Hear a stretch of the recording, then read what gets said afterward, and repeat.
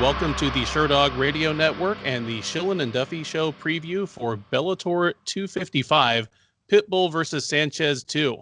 It takes place this Friday at the Mohegan Sun Arena in Uncasville, Connecticut. It represents a pretty big deal for the promotion. It is Bellator's first card of 2021. It is the first card on their new broadcast deal with newly signed broadcast partner Showtime, and it is the final semifinal of their ongoing featherweight Grand Prix, in which Patricio Pitbull Freire and Emmanuel Sanchez will fight for the right to appear in the final opposite young phenom AJ McKee, who has already sewn up the opposite side of the bracket. I am your host, Ben Duffy of Sherdog.com. With me, as always, is Keith Shillan. Keith is the executive producer of the Sherdog Radio Network and the Loudmouth MMA Podcast Network. He is a creator for numerous shows for Sherdog, including MMA Past, Present, and Future, and, of course, the Shillan and Duffy Show. But for these previews, I take over the captain's chair, and I get to welcome him on board. Keith, how are you doing this evening? I'm excellent, man. I'm actually excited for this Bellator card. We have a week off from the UFC, but I think the Bellator card is going to deliver. I'm excited for the main event. I feel like we've been waiting forever for this featherweight tournament to finish up, and we're getting a little bit closer. We are, and it's, you mentioned that the UFC is off this week. That means between this Friday and next Saturday, when the UFC is back on, there will be two Bellator cards. There's Bellator 255 this weekend, or this week, which will give us a final for the featherweight Grand Prix, and then next Friday, Bellator 256 will kick off the light heavyweight Grand Prix. It feels to me like a pretty smart move on Bellator's part to take advantage of, okay, this is the first week that the UFC's off. Let's put our best foot forward. Let's debut the new broadcast deal. Let's remind people that we've got the featherweight Grand Prix going on, which, I mean, this is their best fighter front and center. And then starting off the light heavyweight Grand Prix, which features most of the rest of their 10 best fighters and a lot of people that will be familiar names to UFC fans. Does it feel like a smart move to you? Yeah, so I don't know if they did it on purpose or this just happened this way. But if they did decide to do this on purpose, yeah, I actually think it's a very smart move. Getting the network out there first time on Showtime. Starting off, you coming close to finishing one tournament, kicking off the next tournament. I root for Bellator. Like, I know a lot of people like to shit on them, and they don't make every right decision. But the more organizations, the top organizations, the ones that are acting, professionally at the highest level, I want them to succeed. So, like, I hope this Showtime deal goes fantastic for them. I completely agree. It's interesting. I was thinking about that today because as well as you and I have both been fans of this sport long enough to remember when the UFC was not even undisputedly the number one promotion in the world. And while, Pride was great, a lot of my earliest, most favorite memories of falling in love with MMA happened in that brightly lit white ring. We are so spoiled since I'd say, certainly 2007, since the acquisition of Pride, definitely by, 2010, once, Strikeforce was folded in that the UFC has the lion's share of the top fighters in the sport. And so we almost never get a fight that doesn't happen that could. Sure. We don't spend everybody's prime wondering if Vanderlei or Chuck was better, how Fedor would do against Randy. We don't have that anymore. No, for the most part. I mean, you have a couple of guys. Now, when I say I'm rooting for Bellator, I still would love, and this is not good for the fighters, but ultimately, if there was one monopoly where there was no other organizations, there was just one major one, and we had UFC 5 days a week instead of 1 day a week, and every single fighter, all the best fighters from one championship, all the best fighters from Cage Wars, all the best prospects, everybody was under one banner. Like, that would be ultimate for me. But it's not going to happen. So instead of having Bellator fail and their fighters go, some to the UFC, some to this and that, like, I want them to succeed. Absolutely. And it doesn't hurt in other sports. It doesn't hurt that the NBA has 99% of the best basketball players on earth, or that the NFL has 99% of the best American football players, because those guys make plenty of money because they're organized. But what I do like that Bellator and One Championship are strong enough that at least it does push the salaries a little bit. It gives fighters a little bit of another option. I'm always rooting for fighters to make as good a living as they can out of this, to get as big a piece of the pie as they can. And in the absence of a union, or in the absence of the Ali Act, a competitive market is what helps make that happen. Yeah, no, you're right. Absolutely. Yeah. Anyway, that's a whole other conversation.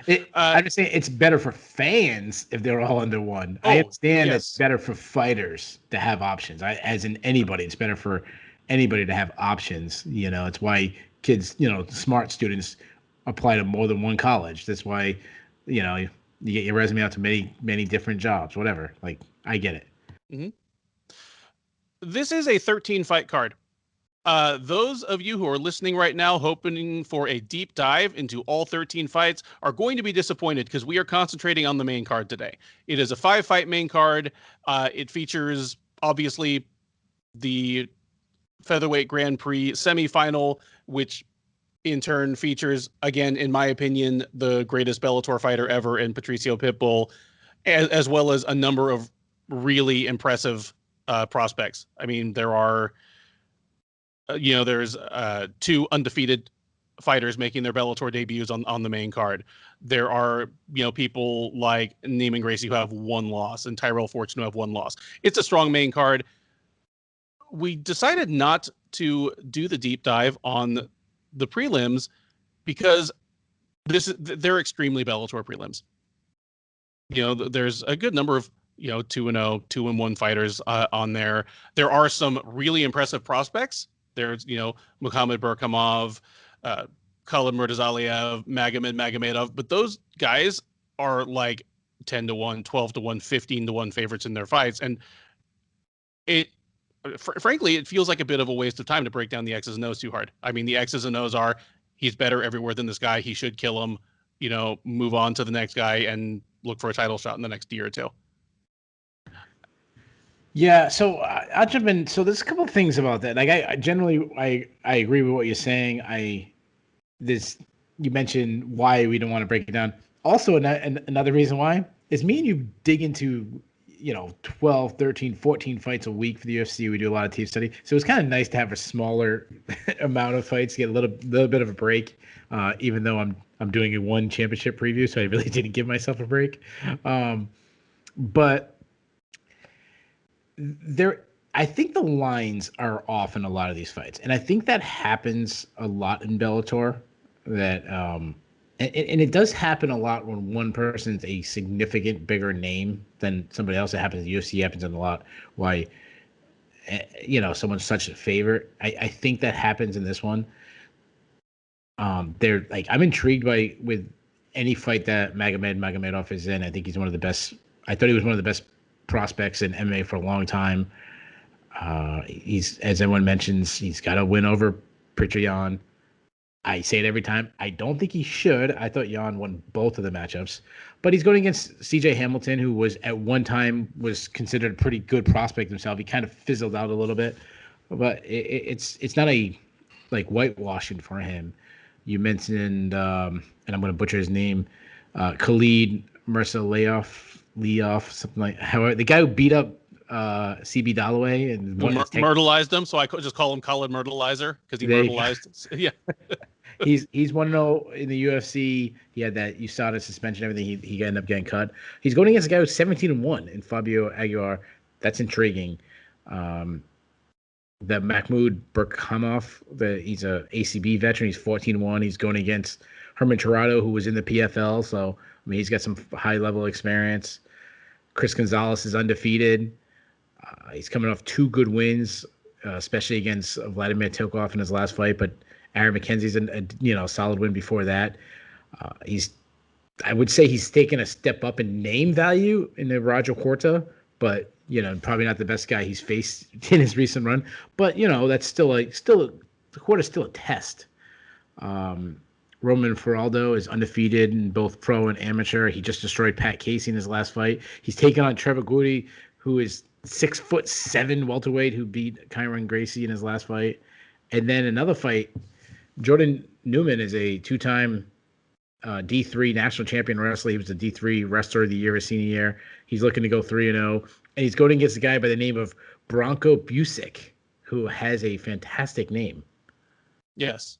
That's all I can say. I mean, he used to fight at heavyweight, and now he's down to middleweight, but he's got a tough guy name.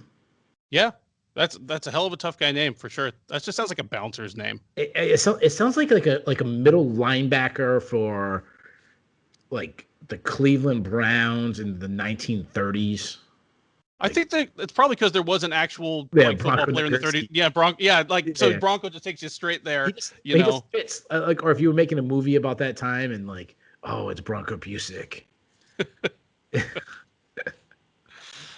All right. I mean, with that kind of 2-minute rundown of the prelims out of the way, shall we kick into the main card here? Yeah, unless you want to give a little thing about the prelims yourself. Anything you wanted to talk about? I kind of took the realm from you. That's what I was hoping you'd do, honestly. Only thing I'll throw out there is, if you look at Muhammad Burkamov, where Bellator is calling him 14-1, but you look at Sherdog's record and we call him 13-0, it is because he appeared on a Russian show that's kind of the equivalent of The Ultimate Fighter, and okay. we treated his win and his loss on that show as an exhibition, just like we do for all of the tough seasons except for the live season. So we're saying he's 13-0. I got it from Bellator is saying so I should have looked at our own website. That's shame on me. Well, and it's a matter of dispute. If he wants to say he's 14-1, that's fine with me. Just we've always treated taped for TV fights as exhibitions just because the results aren't made known immediately. Like when you fight on Tough, they don't find out for a couple months afterwards who won the fight, and that creates problems for like gambling and so forth. And we just don't treat them as official results. Right. That's all I had to contribute. You should go by 13-0. That sounds better than 14-1. Yeah, like at least when the UFC used to lie about people's records, they'd lie to make the people look better. Yeah. Like when they used to introduce Vernon White and just not count all of his losses in Pancrase. Yeah. But hey, like we said, Bellator does it different. Well, in fairness, that's probably how the UFC should have done it, considering Pancrase, you couldn't punch in the face on the ground, weird rules. Yeah. Just throw it all out. The Bellator 255 main card kicks off with a flyweight matchup between Alejandra Lara and Kana Watanabe. Watanabe, the 32-year-old Japanese fighter, is 9-0 with one draw, so 9-0-1 overall. This is officially her Bellator promotional debut. However, you have seen her in the Bellator cage before, as she fought at the Bellator 237 year-end show in Japan, but was technically a member of the Ryzen roster at the time. At that fight, she defeated Lara Joani by TKO with ground and pound in the third round. And this is her first fight since then. So she's actually been on the shelf a little over a year. Welcoming her to the Bellator cage will be Lara. The 26-year-old Colombian is 9-3 overall. She is 3-2 in Bellator. She fought most recently on December 20th of 2019, so a little over a year ago herself, taking a unanimous decision over Vida Ortega. Lara is the slight favorite in this one. She's out there around -175. Watanabe +145 or so. I'll go first on this one. Watanabe she's a judoka by background, and to a great extent fights like it. She is a physical specimen. Like, she's a muscular and powerfully built woman, and she fights from an orthodox stance, throws a lot of low kicks, is willing to throw her jab out there, but mostly it's all just a way to get her safely into range, to get her hands on you and give you a toss. And mercifully, she mostly avoids the headlock throw because she is an actual judoka, has some great hip throws, with an overhook, some great trips, and just wants to get on top and mash you. Lara, I think Lara is better than her record looks. She also fights out of an orthodox stance. She comes from a karate background and kind of presents as a karate style striker, but really she wants it on the ground too. She's had her best success getting takedowns out of striking exchanges, not just, not shooting a purposeful takedown, but just getting a trip, getting a body lock, initiating a scramble out of a close quarters exchange. If you ask her, she thinks of herself as a ground and pound specialist above anything else, but good effective ground game. She made her first splash in Bellator by choking out Lena Ovchinnikova, who is a grappling specialist herself, just as this unknown, like 21-year-old Colombian and a huge underdog. Unfortunately for Lara, because Bellator's flyweight division was what it was, that win catapulted her straight into a title shot against Ilima-Lei Macfarlane. If you look at Lara's losses in her career, she has an early loss to Sabina Mazo back when they were both in Colombia and they were like 19 and 20 years old.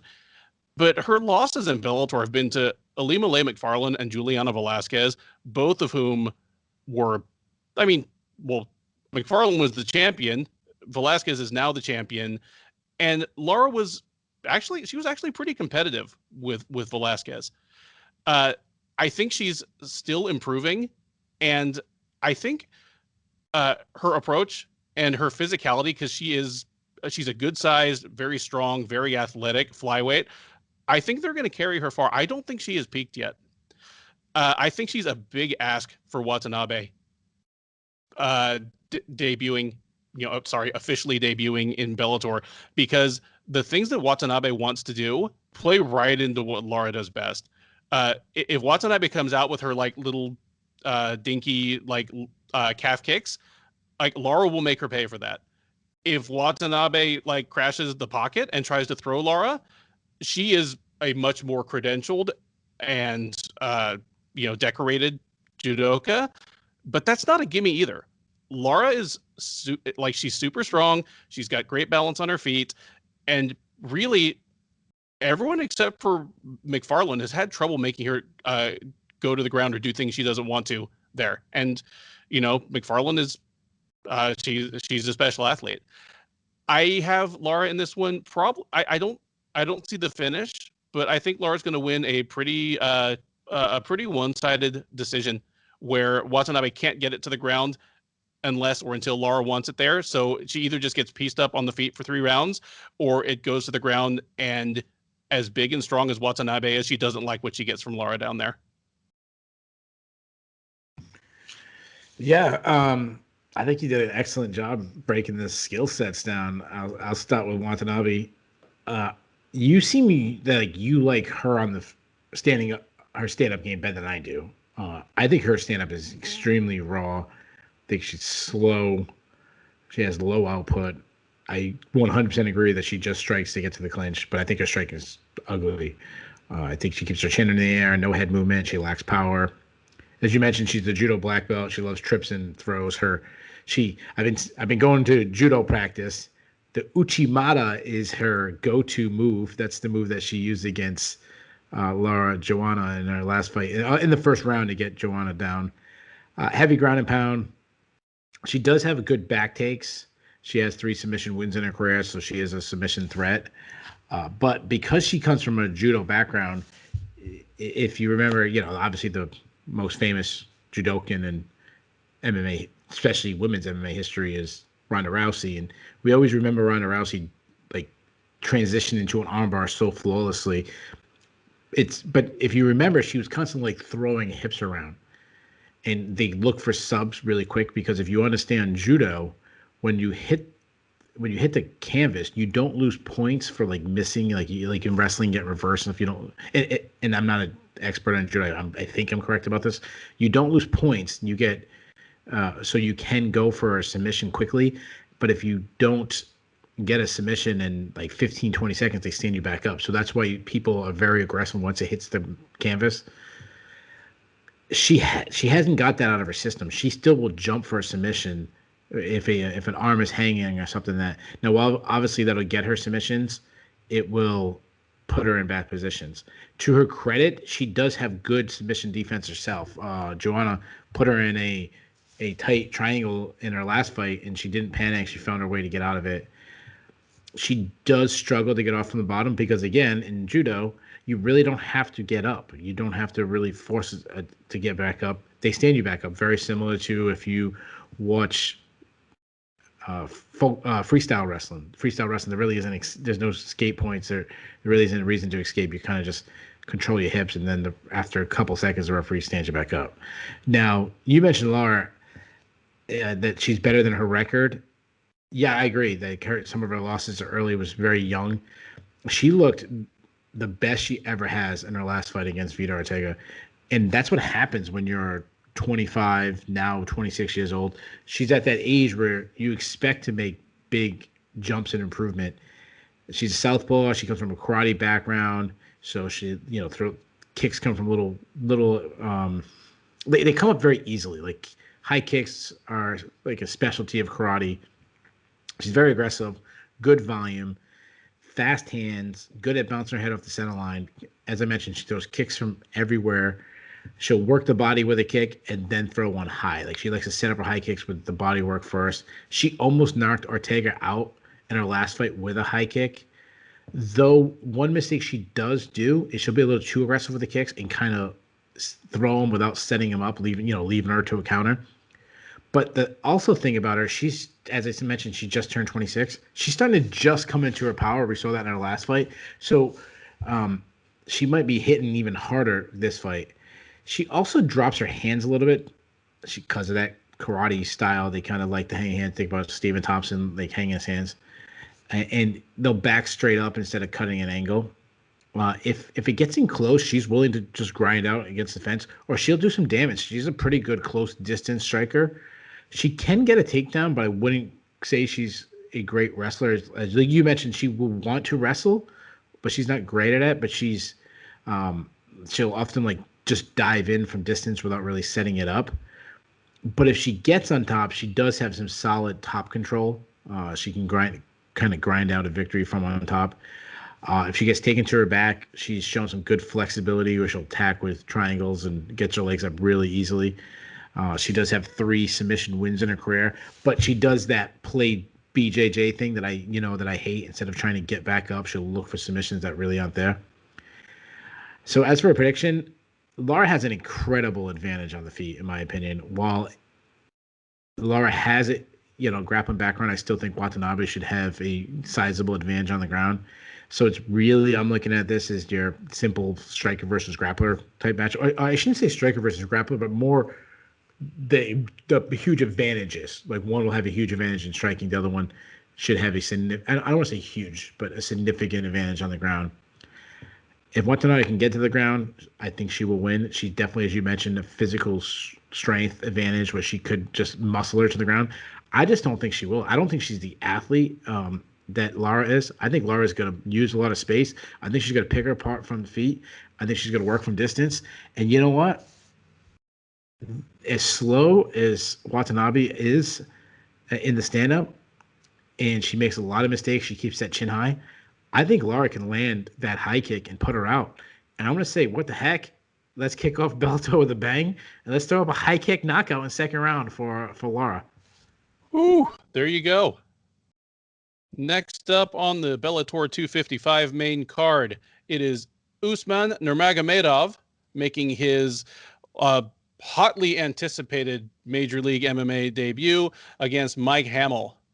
Nurmagomedov, yes, the cousin of former UFC champ Khabib, yes, the nephew of the late Abdulmanap, is his age is a bit of a mystery. He's either 22 or 23. We actually don't have his date of birth, but we can tell that's pretty accurate because he's been around American Kickboxing Academy since he was a young teenager. He is 11-0. He fought most recently at a special Fight Nights Global event in memory of Abdulmanap back in September, knocking out Sviatoslav Shabanov in the second round. Welcoming him to Bellator will be Mike Hamel. The 28-year-old Arizonan is 7-4 Overall, he is 0-1 in Bellator, having made a debut against Adam Boric at featherweight last August and lost via split decision. Odds really, really wide out there for this one. Maybe it's the name. Maybe it's the fact that the hype train has quietly been going for a couple of years now. Maybe it's the fact that he's taking on a kind of middling opponent out of his accustomed weight class. But Nurmagomedov is out there at minus 900. If you like the underdog Hamel, you can get him at plus 600. I will say I don't know if those odds are necessarily quite in line, but if he were a minus 400 favorite, minus 500, I wouldn't blink. This is a setup. Usman Nurmagomedov, there are certain associations that come into your mind as soon as you hear that name. You know, you picture, well, the Russian guy with the, foreguard, head and beard cut that will wrestle you into the dirt. Usman Nurmagomedov certainly is that, but if you look at him and line him up next to your Khabib, next to your Islam Makhachev, next to your Rustam Khabilov, you can tell the difference physically right off the bat. Usman is tall and thin. And while his wrestling game, it looks very Dagestani, his striking is a whole other animal. He like I say, he's tall and long and lanky, and he fights that way in a way that, frankly, Khabib doesn't. Khabib, even at his absolute prime, and I think he walked away from the sport at his absolute apex, his striking was always a functional thing to keep you busy long enough for him to throw you on the ground and do terrible things to you. Usman clearly likes to strike, and his striking reminds me of a young John Jones, in that he's a guy with a unique physicality and a spectacular set of athletic tools they haven't congealed into a complete striking game yet, but he is just liable to throw any of those weapons out there at any time. In his last win before the Abdulmanap Memorial Tournament one, it was in Abu Dhabi Warriors. He beat Jerry Farnstrom, and he basically knocked him out throwing nothing but kicks. It very much looked like an early John Jones fight in like, hey, I learned this new kick. I'm just going to go out and throw it 13 times at a guy that cannot stop me until he's dead. Nurmagomedov, he throws flying knees. He will throw some spinning stuff, loves his kicks. But yeah, once he gets his hands on somebody, fantastic entries, good double, good single. Will definitely do the little leg ride against the fence. Will do the Dagestani handcuff to leave one of his hands free to, beat you up or set up a choke. And he's facing a guy in Hamel. Hamel actually looked really tough against Adam Boric. It was a good debut considering, all things considered. But nonetheless, he is 0-1 in Bellator. And even at the next level down, he's 0-3 in LFA. And he's customarily a flyweight or a featherweight. He's a wrestler. He wants to wrestle. That's what he's got. He fights out of southpaw stance, and he has some nice entries. And specifically when he's fighting an orthodox guy, he'll take advantage to have a nice snatch single on the other fighter's lead leg because his lead hand is so close to it. But those are just not things he's going to be able to do to Usman Nurmagomedov. So it's not just that, Hamel isn't quite as skilled or isn't quite as athletic, is much smaller. It's that even the things he does well are just going to be horribly hard sledding against Usman Nurmagomedov. I expect Nurmagomedov will start stinging him up on the feet, probably fight off a takedown attempt by Hamel, maybe two, with ridiculous ease. And it's just going to start rolling downhill on him. Give me Nurmagomedov by, I'll say, second round, TKO, hurts him on the feet, follows him to the ground, and while he could grab the choke, I'm going to say he finishes this with strikes. But give me Usman Nurmagomedov to make a big splash in his Bellator debut. All right. So let me ask you this question before I break him down. So you said he's his cousin. Is it like his actual blood cousin, or is it? Because I know they call each other cousins and nephews. And do you know if they're actually blood relatives? I do not know if his dad is Abdulmanap's brother. Okay. I don't know if it's that close. Yeah, because I know that we've had that with other people who use the name Nurmagomedov. The other thing I know is that you said he's a young John Jones, so he's going to win a major title and then run away from Francis Ngannou. That's what you're saying. Exactly. That's the whole plot right there. You just gave us the big reveal. There you go. I had to at least give a zinger to John Jones. Yeah, Nurmagomedov, this film study I did this guy. This dude is good. Good output. That's the first thing that jumps out to me. He's a builder in volume, like in his volume, where the first minute he has good output, but the second minute's even better, the third minute's even better, and he just keeps kind of building as he starts finding his traps and finding his range. Similar to a Max Holloway. Now, unlike Ben, who's calling this guy the next John Jones, I am not comparing him to Max Holloway. I'm just saying the style is the same. I'm not granting him huge success like Ben has thrown on. Ben basically said he's the greatest fighter of all time because that's what he did. Nurmagomedov. And the other thing is everything's straight. Everything's coming straight down the pipe. He's very technically sound. I love that he varies his attacks both high and low. He'll come up high with a jab, down to the body with the right, back up high with a left hook, kick to the body, followed up. He does make the mistake of pulling his head back, which all fighters do. Yeah, I shouldn't say all fighters, but a lot of fighters do. But fast kicks, fast high kick, as you mentioned, calf kick. I saw the same exact fight where he just kept kicking the calf over and over again until his opponent's leg just gave out on him. He loves the question mark kick, but what I love about his question mark kick is that he's a thinker. You can see this about him because he'll set it up. He'll kick to the body, kick to the body, kick to the body, and then the way about the question mark kick works is the knee comes up, so it looks like it's going to the body, and then it just does that. The C is, because your question mark, you come up, and then you pull that C around, and that's where the leg whips around and hits his head. He hits that. But even more impressive that he hits it is the way he sets it up. You can tell the thing. As you mentioned, obviously, last name Nurmagomedov, he can wrestle. Great wrestling, great entries, great back ticks. He also does a lot of upper body stuff, so he'll get inside, trips, leg sweeps, good ground and pound. You mentioned the Dagestani handcuff and that. He's not on Khabib's level of top control yet. I mean, let's be honest. Is anybody in the history of MMA on Khabib's level with top control? So he's not on that. Like, I've seen opponents being able to get up with him.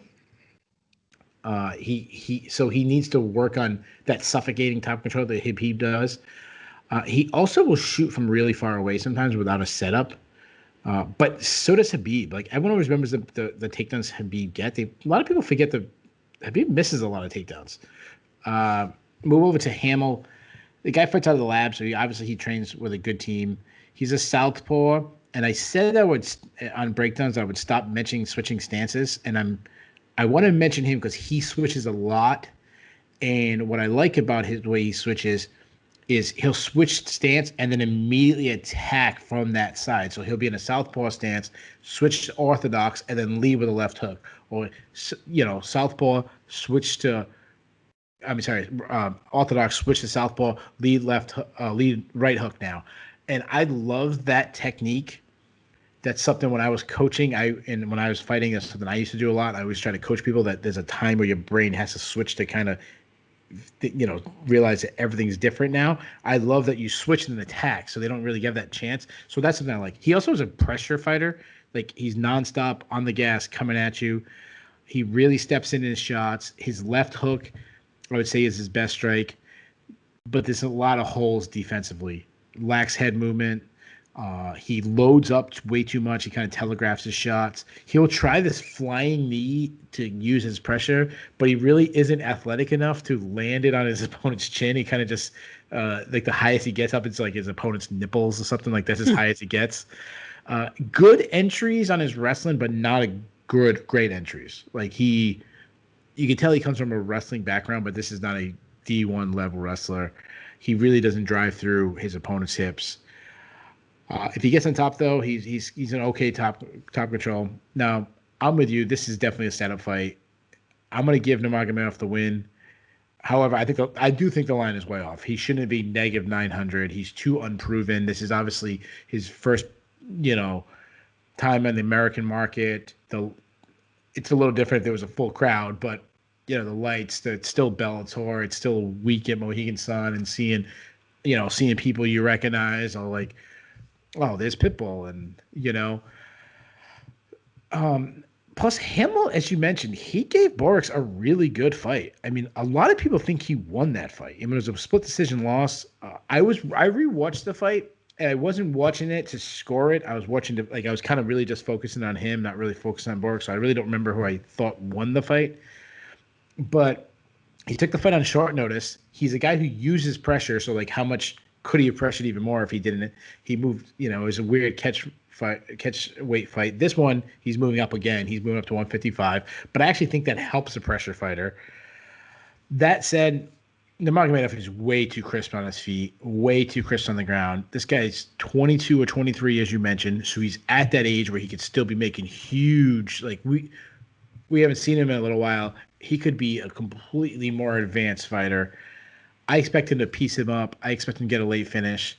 I will say third round TKO because of how tough Hamel is. I think he'll last that long.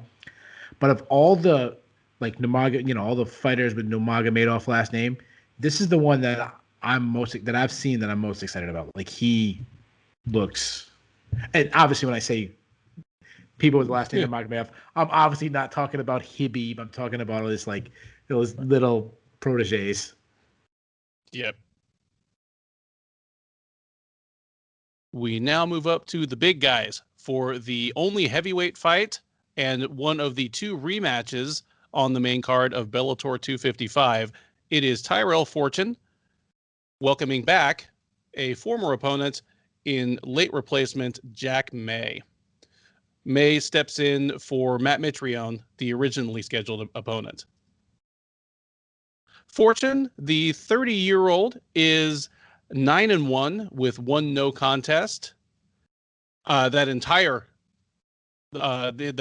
career has taken place within the round Bellator cage. He is one of those high-level wrestlers that got a prospect deal with Bellator as soon as he started training, and he's one of the ones that has made the most of the opportunity.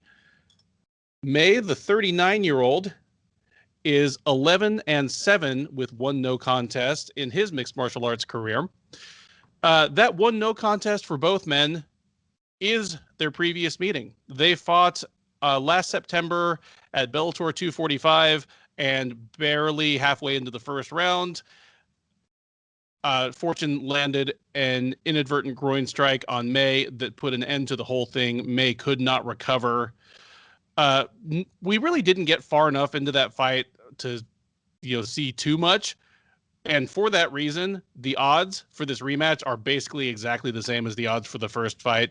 Fortune is a huge favorite. He's minus 700. May plus 450 on the comeback. Tyrell Fortune, high-level wrestler.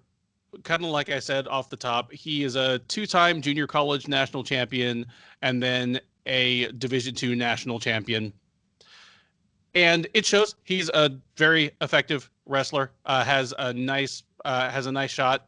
He'll do a double. He'll do a single leg. He is more than happy to grab a body lock and use his enormous strength to just trip or chuck a guy onto his ass. I am interested to see what you say about his boxing, because you're much more of an X's and O's guy with the striking than I am. But I see a pretty good boxer. Like, his hands are really fast. When he's concentrating, he throws pretty sharp, pretty straight punches. He will throw in combination, although I see him either when he's a little more tired or just things aren't going perfectly his way, he will go back to throwing single strikes. More of a boxer than a kickboxer. Like, he has some kicks, but when he's in his element, he prefers to throw punching combinations.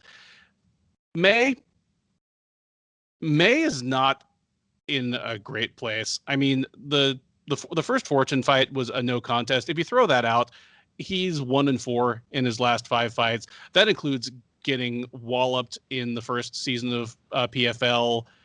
It includes a loss to a late replacement back in January at XMMA, who just, I think he stepped up on less than 24 hours notice. He'd never fought outside of like his really tiny regional scene, and basically wrestled May into the dirt. It was embarrassing.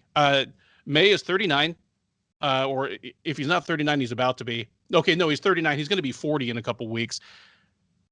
May just looks so slow and so labored. I mean, he's always been a little bit plodding. He's a 6'8" heavyweight, but even at his prime, he did not have kind of the snap and bounce of a Tim Sylvia, and now he's like end stage Tim Sylvia.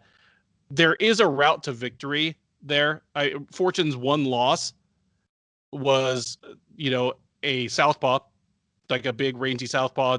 Timothy Johnson just crushed him with a lead right hand. May theoretically has that. He is a big rangy southpaw. He does hit hard, but I can't pick that to happen. Just May's punches are his striking is so slow. His response to level changes from his last opponent, from Kyle Noblet, was so slow. We talked about the Nurmagomedov versus Hamel line and how that's, that may be a little excessive for such an unknown quantity as Nurmagomedov, and for as proven a tough guy as Hamel. This line is right on, because not only is Fortune younger, better everywhere, but May just hasn't shown anything to tell me that he can slow down or hurt a fighter of Fortune's quality. I mean, I expect that Fortune will want to engage in the boxing. He does seem to like to show his hands early in a fight. But either as soon as he wants to, or as soon as May does touch him, he's going to change levels. He's going to drop May on his butt, and May's not getting back up. Give me Tyrell Fortune by first round, ground and pound. Yeah. So, yeah, I understand about the line. I agree the line is set. I'll kind of reverse what I normally do. I'll kind of give my prediction first. I like Fortune to win. I mean, I just mentioned that the line is there. It's because of the only way May wins is, I think there's two ways. He's a heavyweight. He lands one big shot. He can knock him out. And the other thing is if Fortune blows a load. I mean, when heavyweights, he's a big guy. He's, Fortune weighs like 255. That could happen. He can gas himself out. But that's really it. Skill-wise, there's no comparison. You mentioned about Fortune striking. We've seen his whole career be in Bellator. He started off as just a wrestler who started adding tools. And while I wouldn't call him a striker yet, he has the athletic ability to win his striking matchup against a less athletic Jack May. I think he uses feints really well. He definitely has hand speed, as you mentioned. He's got good power. I mean, look at the guy. He's a huge dude. He's fought a lot of times in Mohegan Sun, and I've covered a lot of his fights. During this COVID era, I really haven't, but he's a guy that I've met many times. He shakes your hands, and he's just got big hands. He's a big, scary dude. The one thing he also added to his striking is his thudding leg kicks. When you hear him kick, it's scary. He's also excellent in dirty boxing. He's good at like getting that collar tie, blasting you with close inside shots. You mentioned, and then like he'll go down. Besides grabbing the collar tie, what I like about him, he'll come down, uppercut, and then come inside with like a knee to the gut. You mentioned his wrestling, as you mentioned, D2 national champion. This is the guy who tried out for the Olympics. He was in the Olympic trials. Like, this guy is that good. Like, just because you're here at D2, don't think it's a completely different style of wrestling. He was that good. You mentioned his double leg. He would drive right through. He also likes a knee tap if he can close. He'll like grab an underhook and Dominic Cruz style knee tap to the other side. Smothering top control. Good hard ground and pound. You mentioned Jack May. You talked about his last fight getting out wrestled. I actually saw that fight too. And he was much bigger than his opponent, and he just kept getting taken down. This guy's 1-4 of his last 5 with that no contest Tyrell Fortune. He even lost in a bare knuckle boxing fight in that time frame. He is a he got knocked out in like a minute by Mark Gardbear.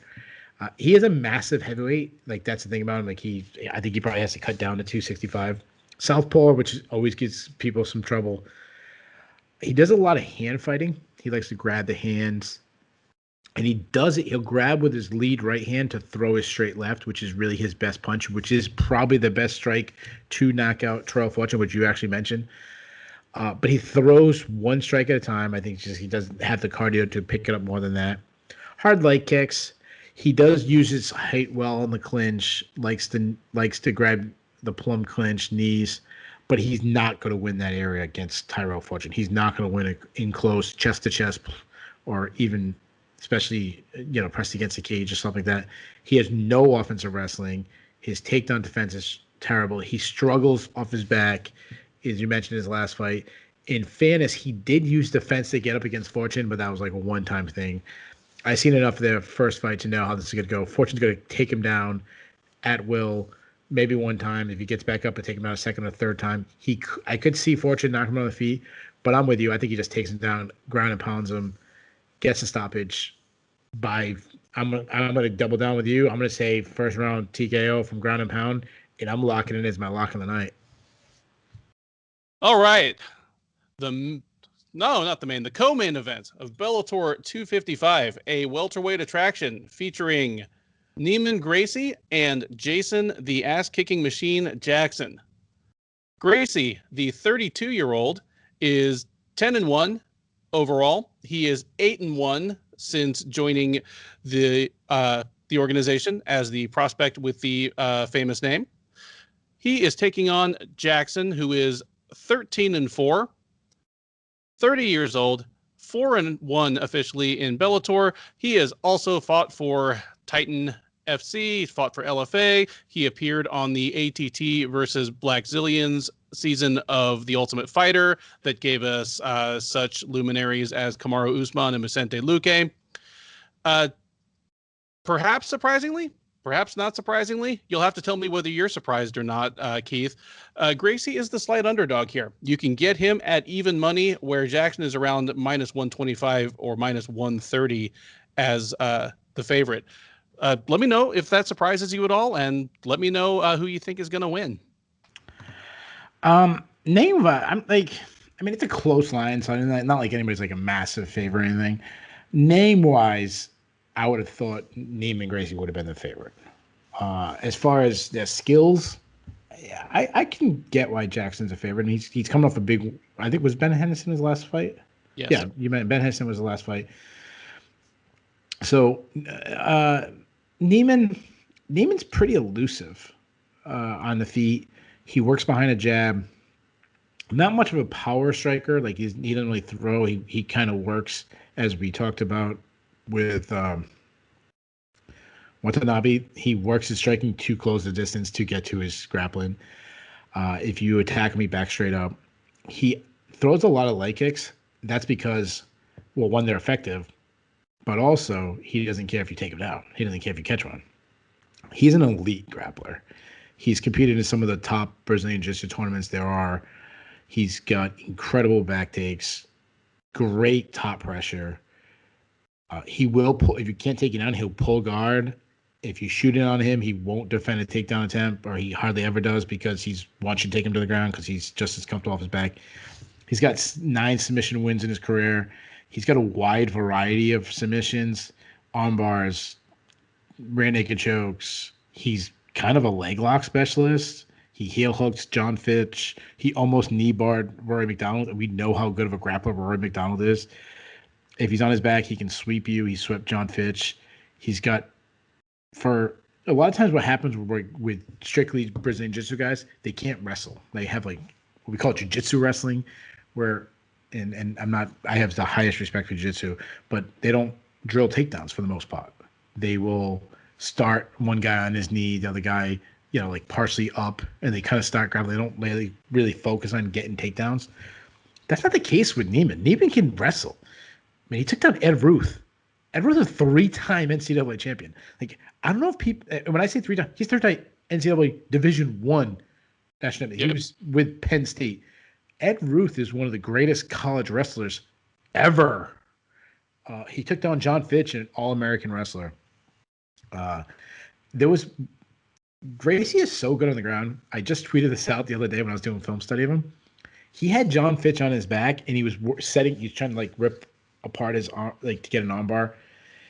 And one point he stops, and he actually scratches his head and then goes back to finishing the armbar. Check out my Twitter. I timestamped it where it is. It's absolutely fantastic. Like, that's how comfortable he is. They let go of the armbar, scratches his head, and goes back to the armbar. Like, he's incredible. Now, move on to Jason Jackson. Jason Jackson's well-rounded. His He's best when he's leading the fight, though. He's best when he's coming forward. He does have fast hands. He attacks with combinations, so he has good output. He loves his overhand right, though, and he'll throw the overhand right too much. Like he'll kind of, I say Dan Henderson a little bit. If you guys know what I mean by Dan Henderson, well, Dan Henderson obviously had that incredible overhand right. He also went to the well too many times. That's the same thing. I do like that he does attack the body, though, and he does it with some knees up the middle. Like he loves step-in knees. He has some solid kicks. He has good power. And you think about his fight with Ed Ruth. He flattened Ed Ruth a couple times. He does throw a lot of, like as mentioned, his overhand right, he throws it so much that he'll fade late because he throws so much power. Perfect example of that fight is the Ed Ruth fight. He faded late in the third round, gave the third round to Ed Ruth, and that's probably why he lost. He's a big dude. If I've interviewed him in person, he's a very big dude. He's very physically strong. He's a big welterweight. He's good in the clinch. He's a clinch striker. He gets a lot of his takedowns from there, body locks, trip takedowns. Though he has been taken down in the past, he's hard to hold down. He showed a great get-up game when he got taken down by Kichi Kunamoto in their fight. Though I don't know how good his fight IQ is. Like he'll give up his back to get back up, which you do that against Neiman Gracie, you get submitted. He is tough to submit, though. He has never been submitted in his career. He's been in some slow fights. He's been rocked a lot in his fights. So as far as my prediction, I want to put this precursor out there because I believe I'm not biased. I believe I don't show bias, but I do want to at least address any bias I have. I love the sport of MMA, and I know that MMA came from Brazilian Jiu-Jitsu. You know, it's basically a byproduct of Brazilian Jiu-Jitsu. The Gracie family created Brazilian Jiu-Jitsu. I love the Gracie family. I just something about them. I love the documentaries about them. Choked or the Gracies in the Rise of Valitude, which is I think is even better documentary than Choked, and you know how people think about Choked. I love looking at the family tree and figuring out who's this cousin and who's that and uncle and like I love that. I think every jiu-jitsu school should have a picture of Helio Gracie, you know, rised up. You know, I just love it. And so as far as this, I just want to put that out there before I make my prediction. So as far as prediction, it's a pretty simple prediction. It's going to be Jackson wins if he can keep it on the feet. Gracie wins if he can get it to the ground. I'm taking Gracie. If he can get Ruth down and he can get Fitch down, I think he can get Jackson down. Jackson's tough. He's going to be hard to take down, but I think Gracie will eventually find a way. Even if, like, I don't think Jackson, like, if Gracie pulled guard, like, I don't know, would Jackson be able to get out and create space? I don't know. But I think Gracie, I mean, he took down another one I didn't mention. He kept on taking Roy McDonald. He took Roy McDonald a couple times. He actually mounted Roy McDonald in their fight. Give me Gracie. I say he gets a submission. I'll say he gets submission second round. And based on the betting line, I'm going to make this my upset special. Yeah, I've swung both ways on Neiman Gracie during the time that he's kind of been on my radar. When I first started to hear about him, just, you know, coming up in Bellator, I definitely undersold him.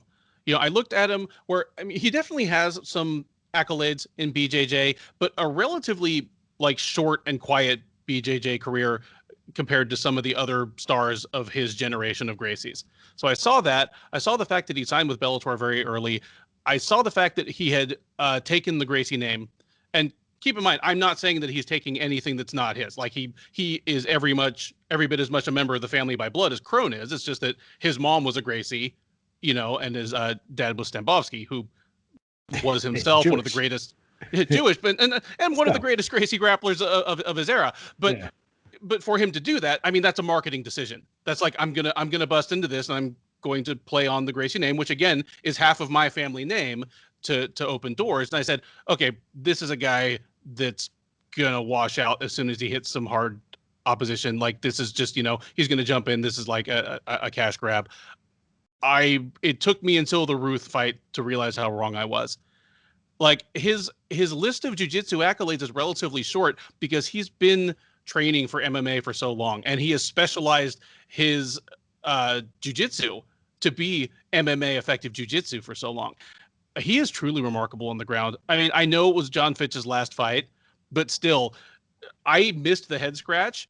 But even having missed that, both times I've watched that fight, it was just shocking to see someone handle John Fitch that effortlessly on the ground. Because, I mean, that's the last thing to leave you. You don't need your foot speed or your hand speed or your chin anymore to be able to grapple. And John Fitch is one of the best MMA grapplers of his generation, and Gracie just made it look like child's play. When I look at a prospect, and I mean, Gracie's still a bit of a prospect. He still only has 11 fights under his belt, even though he's 32. There's just so much about him that's unknown quantity. I look at, how has he lost in the past, or how have people given him a hard time in the past? And the way he lost to Rory McDonald is just not something that Jason Jackson is going to be able to duplicate. McDonald won, just he's a crisper striker on the feet, kept him on the end of his jab, used his kicks. And when they went to the ground, McDonald never panicked. He hung out for long periods of time on the ground with Gracie and was never in serious trouble. That's not something I think Jackson can do. I'm with you in that I think Jackson is a very good fighter, and he's kind of a little bit of a late bloomer who's just coming into his own. Like, it's crazy that he was on the same season of Tough as Kamaru Usman and Vicente Luque, and he just kind of went out into the wilderness while they went into the UFC and just started rocketing up the rankings. But this is a bad matchup for him. All of his fights involve him getting touched up on the feet. And like you say, he has ways to survive on the ground, but they're not things that are going to serve him well against Gracie. On top of everything, Gracie's got a good gas tank. Like, the one round that he indisputably won against Rory McDonald was the last round. Because of that, I think this also favors Gracie the deeper it goes against a big guy like Jackson, as you mentioned.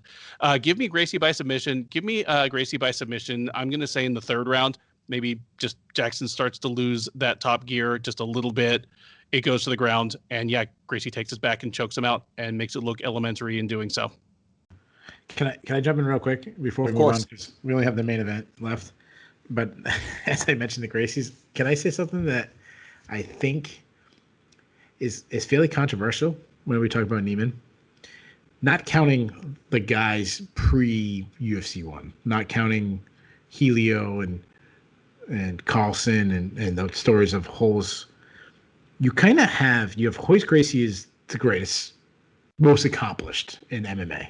He's the legendary name. He's the UFC 1 champion. Hickson has the reputation as the baddest one, undefeated, and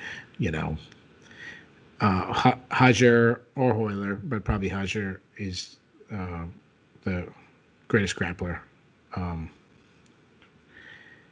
It's down to Neiman or Renzo who has really faced the best ones. And I would probably still say Renzo, especially like, Tuktorov and Shamrock and all this stuff. But Neiman's next. Like, Neiman has faced better fighters than Royce Gracie has. He's faced better fighters than, like, everyone else in the family. Like, yep. He doesn't have that same regard to him as he should. But he really, like, his name needs to, like, rise in the Gracies, because in this generation, no one else has carried the mantle like him. And I think he needs to get more credit.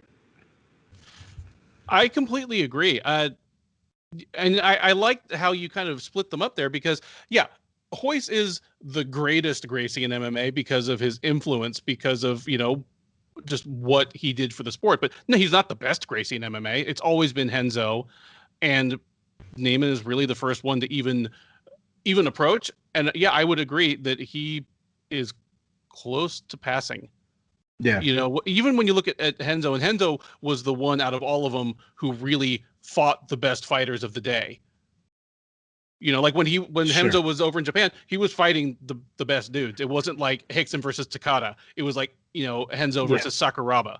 He was the first to really transition in the other styles of fighting into it. He was probably the better wrestler. He was a good striker. Like Yeah, and he's just a better athlete for MMA. He just, But Neiman is fighting at that same level, but it's advanced. We're talking 20 years later, where there's better overall competition. I think Neiman should get a lot more credit than he does. And honestly, I said I kind of go back and forth on Neiman, where I underestimated him, until the Ruth fight, and then had to admit, okay, I've been wrong. This guy is serious. By this point, I would have expected him to have passed Henzo, but he's become a 1 fight a year fighter. Like, he's 32. I wished he had about 3 more fights right now. I hope this marks the beginning of, him getting busy again. Maybe, well, I was going to say maybe Bellator needs to have a welterweight Grand Prix again, but no, don't do that, because that's just that threw this whole division into a freeze for like 3 years. So don't do that. Just get the man some more fights. That brings us to the main event, the main attraction, the second and final semifinal of the Bellator Featherweight Grand Prix, as defending champion and current 2-division champion Patricio Pitbull Freire takes on Emmanuel Sanchez for the second time. Pitbull, the 33-year-old Brazilian, is 31-4 overall. He is 19-4 since joining Bellator. He is the winningest fighter in promotional history. He is on a 6-fight winning streak.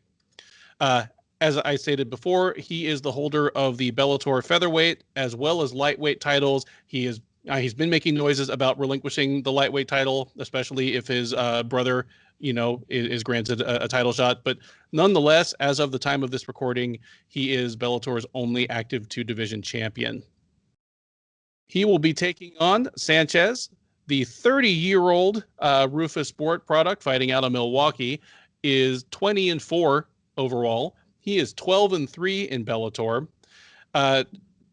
He and Freire fought at Bellator 209 back in November of 2018. A fight that went all 5 rounds, was quite competitive and extremely entertaining, and lost a unanimous decision. Both men are 3-0 since then. Both men advanced through the first 2 rounds of this Grand Prix, and here they meet once again not for all the marbles, but for a chance to fight for all the marbles. That's at least in the case of Pitbull. If Sanchez wins tonight, he is the lineal featherweight champ for at least a couple months until he fights McKee.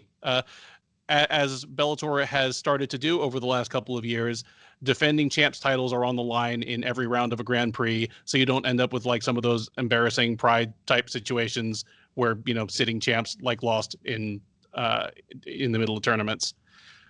Pitbull, perhaps reflecting his stellar run recently, perhaps reflecting the result of their first fight, is a comfortable favorite here. He is -250. You can get Sanchez at +200 on the comeback. Keith, tell me how you see this fight playing out, and who you have winning. Well, this is a fantastic fight. I think the rest of the featherweight tournament is fantastic. No matter who wins and faces AJ McKee, I think Pitbull make it to the finals would be a little more marketable, being, the greatest fighter in Bellator history. But Sanchez is a really good fighter that's been kind of the dark horse of this entire tournament. Now, Pitbull, I was looking this up. This is his 21st fight that is either a title fight or a tournament matchup, which means he's been under very high pressure situations a lot of times. He is a pressure striker himself. He's a pressure counter striker. He's got power in both of his hands. He can knock you out with either hand. He does really good to kind of sit back and then suddenly explode, spring forward with a series of power hooks, chop your legs out with leg kicks. In his fight against Sanchez the first time, he showed his wrestling skills, kept taking Sanchez down with inside trips. Great top control. He showed that against Danny Weichel in their fight, against Juan Archuleta in their fight. He is a Brazilian Jiu-Jitsu black belt. Guillotine choke on the feet is kind of his go-to submission. He does struggle off his back. If you can take him down and keep him down, much easier said than done. He's also been in a lot of wars, and he's taken a lot of damage over the year. His chin has been checked several times. Now, you move over to Sanchez. Sanchez he doesn't have the power that Pitbull has, even though he's a very big featherweight himself. And Pitbull really isn't big. He's short, but he's very stocky, but he's short. Sanchez is he's big, both muscle wise and he's taller. He's a volume striker with endless pressure, just constantly stalks his prey with a high amount of strikes coming at you. He fights behind. He has a classic high guard. Does well to bounce his head off the center line. If he gets to the pocket, he will unload combinations. We saw that in his last fight against Daniel Weichel. His straight right hand is his best punch, though, as I mentioned before, he doesn't have that Pitbull one-hitter quitter type power. Throws kicks everywhere. He can check your chin, attack your legs, kick the body. Just a lot of kicks into his game. I would say he's an underrated offensive wrestler. He can get the fight to the ground, though he's a weak defensive wrestler. I would say that's his biggest weakness in his game. He is a Brazilian Jiu-Jitsu black belt himself, too. He can get submissions off his back. He did in the open round of this tournament against Taiwan Claxton, which seems like forever ago when you really think about, with the year-long pandemic in between. But the biggest thing about him is his insane cardio. He's going to be going hard. If this fight goes all 5 rounds, he's going to be going hard in the 5th round as hard as he does in the 1st round. You mentioned the line. I think the line is way off. I think this fight should be extremely close on in the betting lines. People forget how close their first fight was. Sanchez gave Pitbull a really good fight. He won like 1 or 2 rounds in that fight. Like, it was very close. And also, he's never looked better than he did in his last fight against Daniel Weichel. If he can turn up the volume and his chin can hold up to the power of Pitbull, it wouldn't surprise me if he just outworks him and wins a decision. And maybe even stop him with the volume, but probably wins a decision. However, I'm still going to go with Pitbull. He has the power to just be the ultimate equalizer. He can end a fight with one punch at any time. He's been so hot. I mean, like what he did to Cavallo, go back to what he did to Chandler. The way he didn't knock him out, but he just easily picked apart Juan Archuleta. And the biggest reason why I'm going to go with Pitbull, and it kind of goes off what we were talking about last week. Sanchez hasn't shown me anything that he can stop the takedown, which is what Pitbull did to him last time. And he also doesn't look to get up. He spent a lot of time in that fight on his back in a very close fight that if he worked to his feet, maybe he wins. He got taken down by Claxton. I think he lost the 1st round or was very close to losing the 1st round against Claxton in their fight. I haven't seen him fix that, so until he does, I'm going to take Pitbull again. So give me Pitbull by decision with the better wrestling and the better BJJ. Outstanding. I've gone back and forth on this one ever since I knew that this was going to be the next fight. Because my initial memory of their first fight, which, it was back in November of 2018. So I hadn't seen it or really thought much about it in a while. So, but my kind of memory that was plugged in there was that, yeah, it was a pretty competitive fight, but it wasn't as competitive as the scores made it look, because there were 2 48-47s and a 48-46.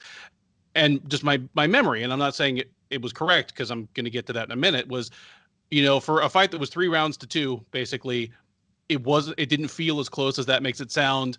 And things a lot of things that didn't need to kind of broke Sanchez's way that might not in a rematch. Because, Sanchez's best moment of the fight was when he hurt Pitbull pretty bad in the 1st round. Plus, he landed, 2 pretty decent low blows in the first 2 rounds. So my thought was, that kind of changed the whole track of the fight as far as Pitbull's mindset. He'd taken his worst damage. He'd taken a couple of cup shots that A, they hurt, B, they, stopped the action. And even so, nonetheless, I thought there was only 1 round that Sanchez absolutely indisputably won. And despite Sanchez's, outstanding pace and cardio, Pitbull won the 5th round, and he took him down a bunch of times in the 5th round to make sure he sealed it. I said, this was a champ, turning away a really good challenger on that challenger's best night. And so my thought always was a rematch would be even more lopsided for Pitbull. But I started to swing back the other way just because Sanchez has looked so good in the 3 fights since then. He hasn't brought any like magic new weapons out. It's not like he's suddenly throwing a question mark kick or he's suddenly doing like, Imanari rolls. It's all of his same tools that he's had since the beginning. I mean, he's been a Duke Rufus guy as long as just about anybody, but he's just really brought them together in a way he never had before. At age 30, he's probably just coming right into his prime as a featherweight, just in terms of the combination of experience, speed, cardio, strength, all that. I think he is now the best Emmanuel Sanchez that there's ever been. And it is just unfortunate that he's running into a pitbull who's probably still in his prime at 33. I'm predicting a fight that actually looks a little bit like the first one, like maybe not the same cup shots, but Sanchez might win a couple rounds on volume on the feet if Pitbull, isn't landing the power shots that he needs in order to really do damage and win rounds on the feet. Sanchez takes a couple of rounds that way, but Pitbull hurts him at least a couple times, and Pitbull seals the later round or rounds with opportunistic takedowns, and Sanchez just makes the poor choice to camp out on the bottom and lose rounds. Give me Pitbull in another really good fight by decision. Assuming we're correct, bonus question. Prediction off the top of your head. Pitbull versus McKee. McKee. Just off the top of your head, 30 seconds. McKee. I don't know if I'm with you, but I'm really close. I think at the very least, I think McKee will be the best fighter that Pitbull has fought just at the point in their careers at which they're meeting. Like, Chandler's a greater fighter, but McKee might be a better fighter when they meet than anyone Pitbull has fought. I love that you put me on the spot and then didn't make a decision yourself. You're like, hey, without any film study, make a pick. That's why I asked you. Didn't make a pick yourself. If I had an idea, I would have volunteered it first. I asked you because I didn't know. I will say this. I will leave it open to change my pick, but when I previewed this thing, it seems like forever ago when I did the preview of all the fighters, AJ was the one that I was just like, wow, man, this guy gets better and better every fight. And it seems like it's continuing that trend. And also, if Pitbull wins, like, Bellator couldn't have asked for a better final. Like, this was, before it started, say, give me the 2 fighters in the finals you want. Here you go. Yep. And they gambled it when they let their people pick where they wanted to be in the bracket. Like, they could have picked each other in the quarterfinals. Or, they both picked the opposite side of the bracket. Like, everything worked out. No, the bracket was actually great. Yeah, I mean, Sanchez might change it, but yeah, if he wins, this was even the perfect place to have Pitbull and Sanchez. Like, put the guy that had given him the toughest fight of anyone that he's fought in this bracket in the same bracket, but not to meet until the semifinals. Like, it's been storybook. Anyway, we managed to talk almost as long about 5 fights as we sometimes do about 12 or 13, because that is just how the Shillan and Duffy show rolls. That is our official preview for Bellator 255, Pitbull versus Sanchez 2. That takes place this Friday on Showtime. Look at the Sherdog front page for the How to Watch Bellator 255 article if you want any guidance as to how you can get these fights into your eyeballs. Enjoy the fights. And look out for the Shillan and Duffy show next week.